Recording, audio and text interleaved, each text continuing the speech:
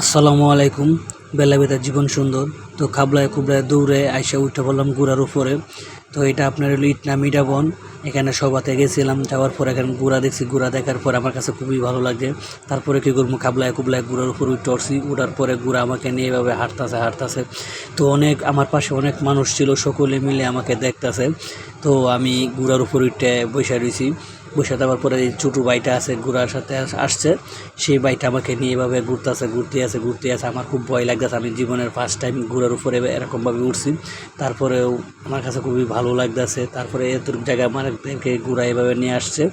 তো এখানে ঘুরে আসার পরে আমার কাছে খুবই ভালো লাগছে। তো আপনারা কে কে ঘোড়াতে উঠছেন অবশ্যই কমেন্টে বলে যাবেন, ঠিক আছে। তো আমার কাছে খুবই ভালো লাগছে জিনিসটা। ঘোড়াটা আসলেই আমার কাছে খুব খারাপ লাগছে যখন ঘোড়াটা দাঁড়ায় গেছে। দাঁড়ায় যাওয়ার পরে তো তারপরেও ঘোড়া আমাকে নিয়ে হাঁটতে আছে।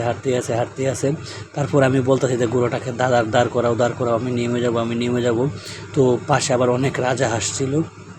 এভাবে নিয়ে ঘুরতে তারপরে কী করবো, আমি শেষ পর্যন্ত আমি নেমে যাওয়ার জন্য বলতেছি যে আমাকে তুমি নামাই দাও। কিন্তু ঘোড়া দাঁড়াইতেছে না, ঘোড়া আমাকে নিয়ে হাঁটতেই আছে। তারপরে কী করবো, আমি নিজেই লাফ দিয়ে নেমে গেলাম। তো ওই যে আমি